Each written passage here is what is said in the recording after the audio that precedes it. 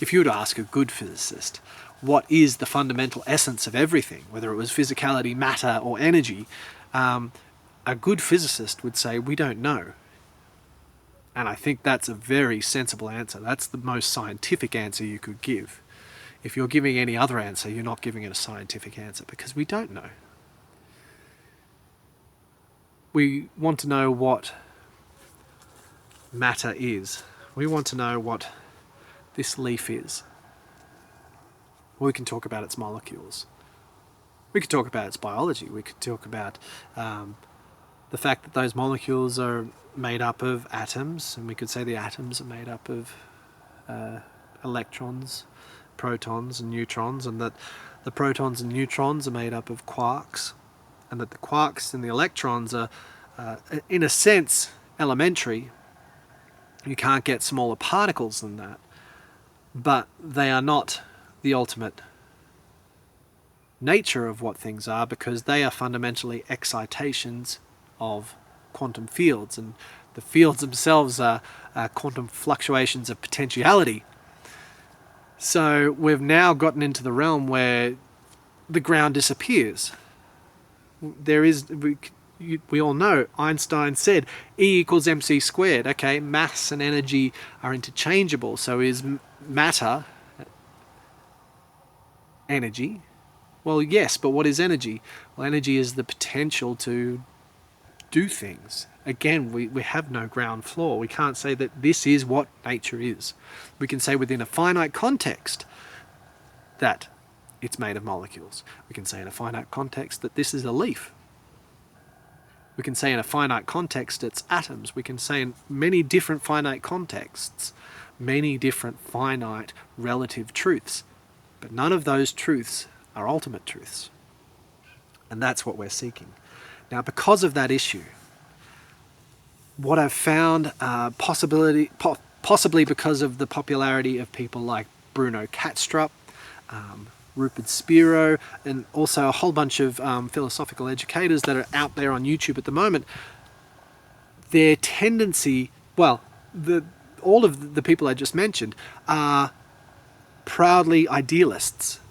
They lean on the idea that all is mind.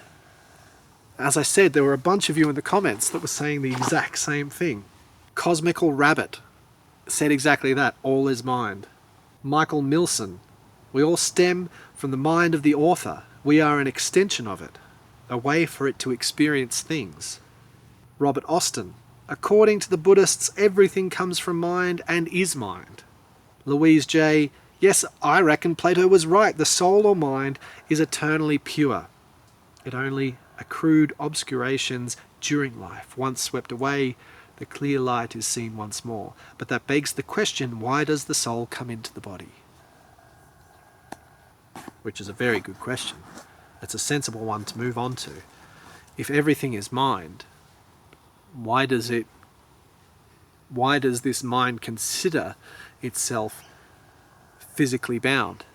Because if everything is mind, then everything we know in physicality, the atomic structure, the quantum fields, the self, the body, all of that is something that mind does. So why...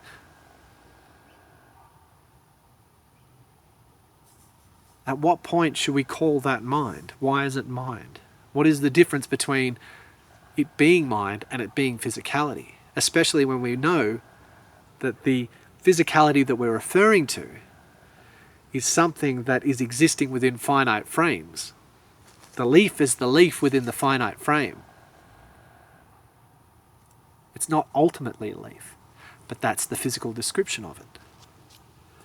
To say that everything is in mind seems for these people to be a safe option, because materialism is so flimsy when talking about ultimate descriptions of nature, of descriptions of reality.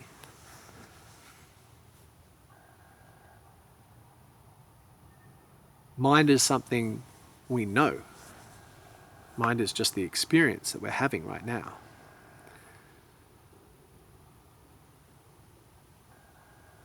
And so that we can be sure of. I think, therefore I am.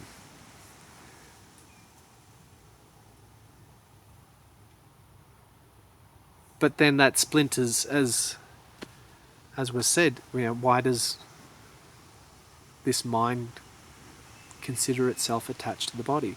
Because if everything is mind, then there's two options. Number one, it's my mind, it's this experience. And you're all my dream. You don't exist. This is what reality is. But then if that's the case, how do all these different versions of mind have information that I don't? How do they bring to me new information that is outside of my experience? That means that if this is all there is, if this mind is what there is, then there is an aspect of this mind that is beyond my finite framing of it. Okay, so we've already splintered mind into two now. We've talked about the mind that is existent beyond and the mind that is individual.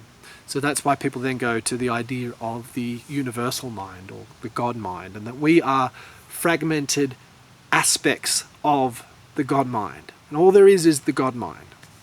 As was said, this tends to be themed throughout Buddhist teaching.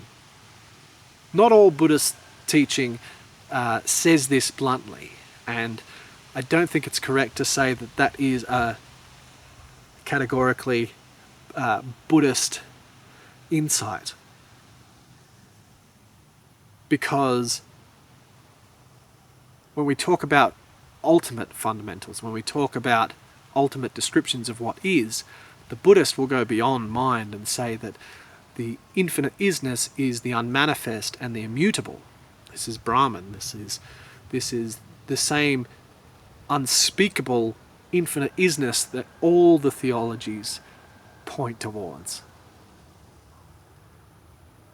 And when they try to get at that ultimate, infinite, beyond interpretation wholeness, they more often give it that one syllable utterance. God. Om. But to say that that is mind, I think is incorrect. Even if you say it's God's mind, well, now you've got the division again. You've got infinite being, whether that be something that we're a fragmentation of, or whether it be something that's separate to us. But then you have whatever that is, and you have its mind, as if they're two separate aspects. When we start trying to name these ultimate descriptions, we impose the fragmentation, we impose our interpretation upon that.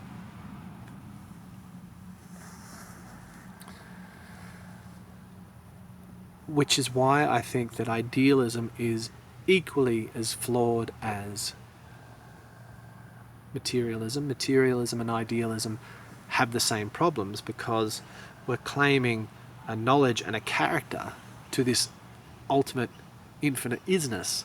It can't have character if everything is it.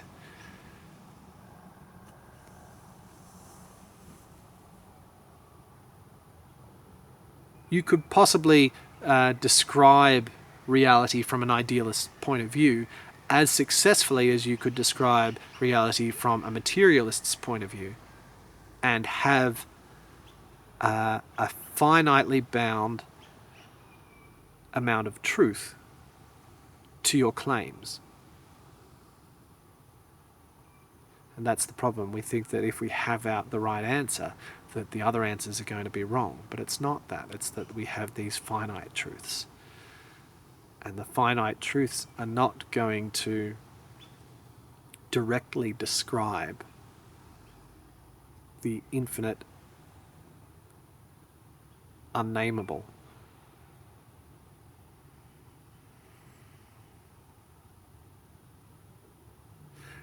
So,